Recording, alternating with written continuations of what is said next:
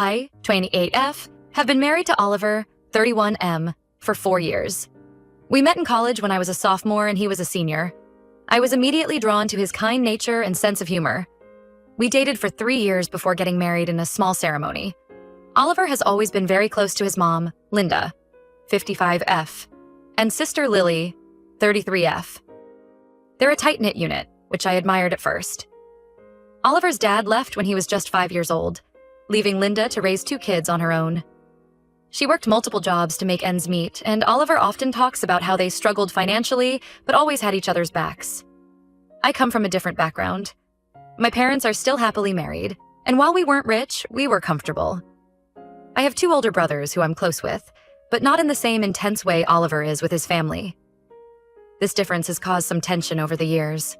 When Oliver and I first started dating, Linda and Lily were polite but distant. I always felt like an outsider around them, like I was intruding on their little circle. Oliver would assure me they just needed time to warm up, but even after 4 years of marriage, I still don't feel fully accepted.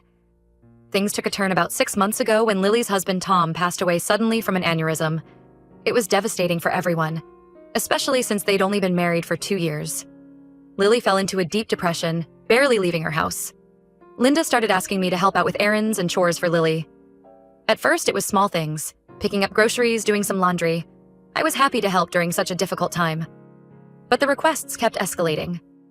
Soon I was cooking all of Lily's meals, cleaning her entire house, even paying some of her bills.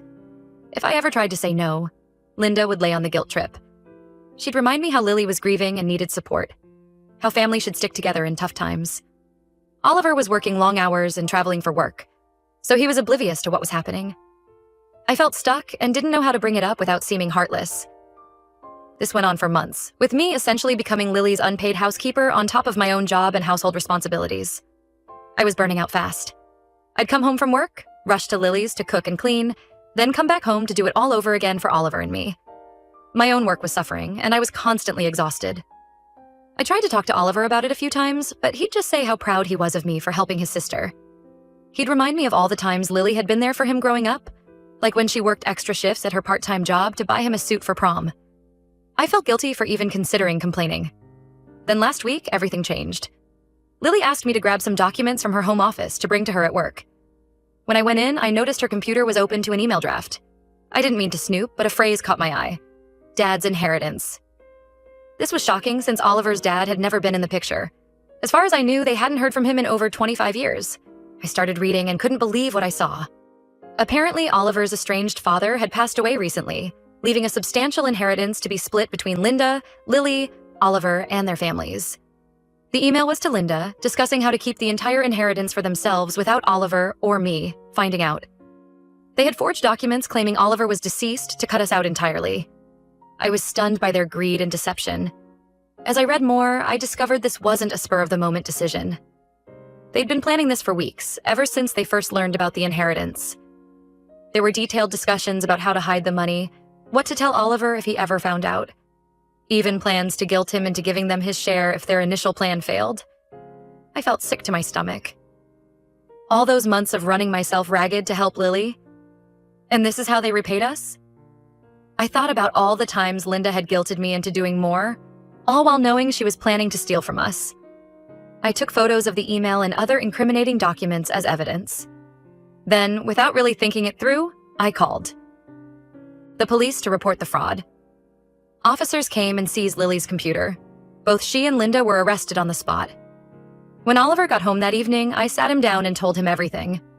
To my shock, he was furious with me for involving the authorities.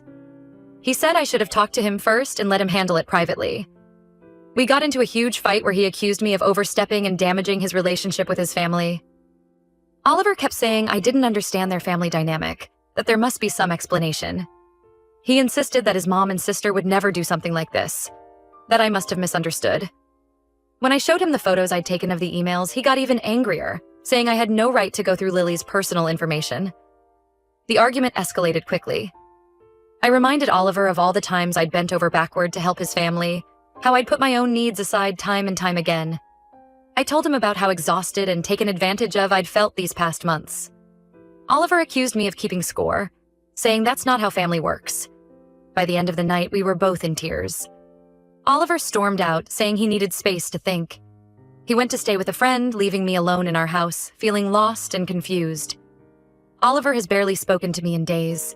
He's been in contact with Linda and Lily, who are facing serious charges. I truly thought I was doing the right thing by reporting a crime, but now I'm second-guessing myself. Was I wrong to go to the police without talking to Oliver first? Should I have let him deal with his family's betrayal privately? I'm hurt that he seems more concerned about them than me after what they tried to do. I don't know where we go from here or if our marriage can recover from this. Aida? Update 1. It's been about 2 weeks since my last post, and a lot has happened. First, I want to thank everyone for their supportive comments. Reading them helped me feel less crazy and more confident in my actions. Oliver came home after a few days, but things were tense between us. We barely spoke, just coexisting in the same space without really communicating. It was like living with a stranger. I was miserable, but I didn't know how to bridge the gap between us. Finally, after about a week of this, I couldn't take it anymore. I sat Oliver down and told him we needed to talk. I explained how hurt I was that he seemed more concerned about his mom and sister than about me or the fact that they tried to steal from us. I laid out everything I'd been feeling over the past months. The exhaustion, the feeling of being taken advantage of, the hurt of never truly being accepted by his family. To my surprise, Oliver broke down. He admitted he'd been in shock and didn't know how to process everything at first. He said he'd visited Linda and Lily in jail and confronted them about their actions. Apparently, they showed zero remorse and even tried to manipulate him into helping them get out of trouble. Oliver told me about the visit in detail. He said Linda had tried to play the victim, crying about how hard she'd worked to raise him and Lily on her own. Lily had lashed out, accusing Oliver of abandoning the family now that he was married. They both insisted they deserved the money more than Oliver did because they'd struggled more in life. Oliver said that conversation was a wake-up call. He realized how toxic their influence has been and how much he's enabled their behavior over the years.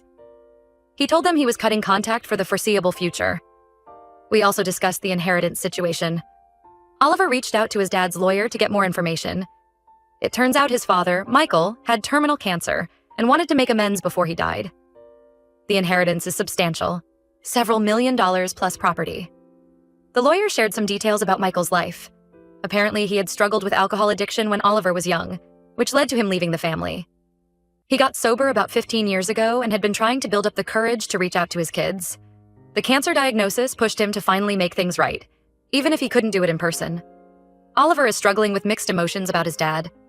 On one hand, he's angry about being abandoned as a child. He talked about how he used to wait by the window on his birthday, hoping his dad would show up. On the other hand, he feels grateful for this final gesture and curious to learn more about his father's life. As for Linda and Lily, they're still in jail awaiting trial. Their lawyer is trying to get them a plea deal, but it looks like they'll face significant jail time regardless. Oliver said he won't be bailing them out or helping with legal fees. I asked Oliver why he reacted so strongly to me calling the police initially. He admitted he has trauma from a bad experience with law enforcement as a teenager. Apparently, he and a friend were roughed up by cops after getting caught with alcohol underage. He said he panicked thinking about his mom and sister being mistreated. Oliver shared more about this incident. He and his friend had been celebrating after a football game, drinking beer in the park. The cops who caught them were unnecessarily aggressive, slamming them against the police car and twisting their arms. Oliver ended up with a sprained wrist. The incident was brushed under the rug, and Oliver's been wary of police ever since. I understand his fear better now, but I told Oliver I still believe reporting the crime was the right thing to do. He agreed and apologized again for lashing out at me.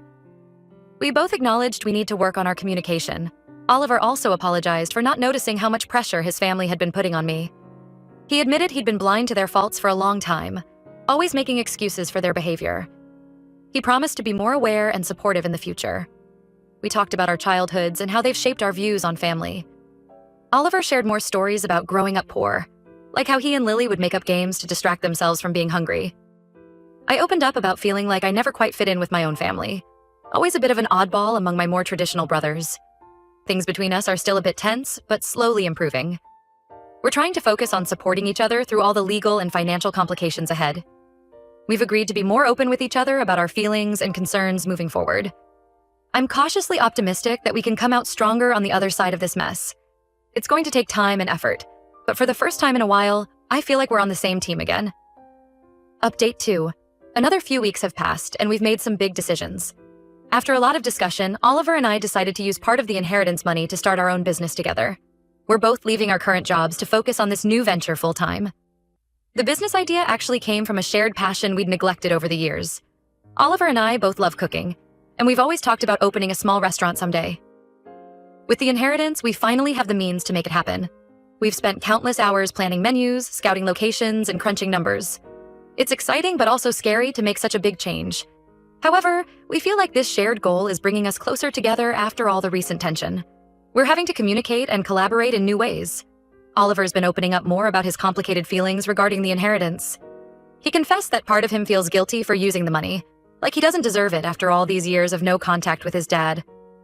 We've had some deep conversations about forgiveness and second chances. We also decided to move into one of the properties Oliver inherited from his father. It's in a nicer area than our current place and will give us a fresh start. The house is an old Victorian with lots of character, but it needs some work. We've been spending weekends painting and fixing it up together. Going through his dad's belongings has been emotional for Oliver, but also healing in some ways. He's learning about parts of his father's life he never knew. We found old photo albums, including some pictures of Oliver as a baby that he'd never seen before. There were also journals where Michael wrote about his regrets and his hopes for reconciliation. Linda and Lily's trial date is set for next month.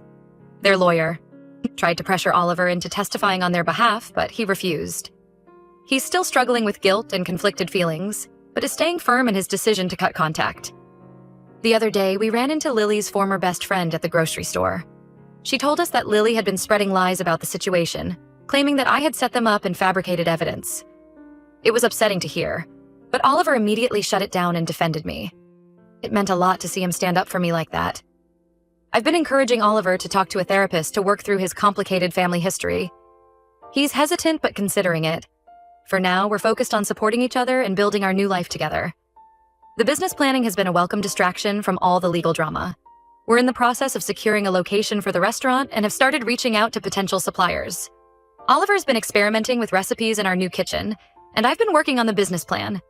It feels like we're finally moving forward instead of being stuck in the pain of the past few months. There's still a long road ahead, but for the first time in a while, I'm excited about the future. Update 3. The trial is over.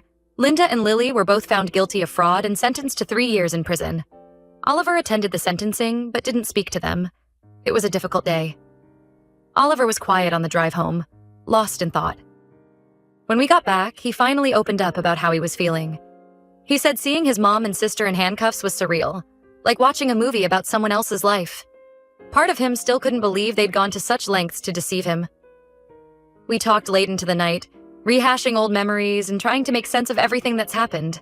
Oliver shared stories from his childhood, some good and some bad. He talked about the time Lily stayed up all night to help him finish a school project, and about the Christmas when Linda worked 3 jobs to buy them presents.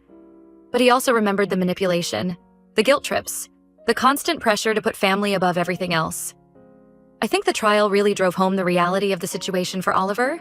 He's realizing he can honor the good memories while also acknowledging the hurt they've caused. It's a difficult balance, but he's working on it.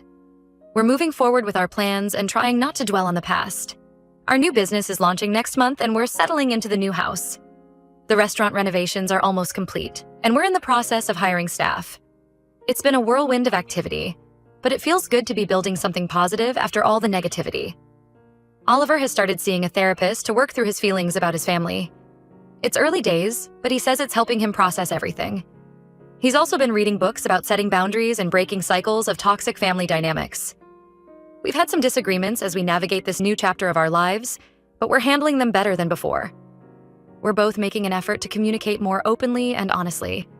It's not always easy, but it feels like we're growing stronger as a couple. There are still challenges ahead. We're both nervous about the restaurant opening, and there's always the possibility that Linda and Lily will try to cause trouble once they're released. But we're facing these challenges together, which makes all the difference. I'm proud of how far Oliver has come in setting boundaries with his family. It hasn't been an easy journey, but he's shown incredible strength and resilience. We're both learning and growing from this experience. There are still days when I second-guess my decision to call the police, wondering if there was another way it could have played out. But then I remember the deception, the manipulation, and I know I did the right thing. It may have been a difficult path, but it led us to where we are now, and I'm grateful for that. As we prepare for the restaurant opening, I find myself feeling cautiously optimistic about the future. We've been through so much, but we've come out the other side stronger. Whatever challenges come our way, I know we'll face them together.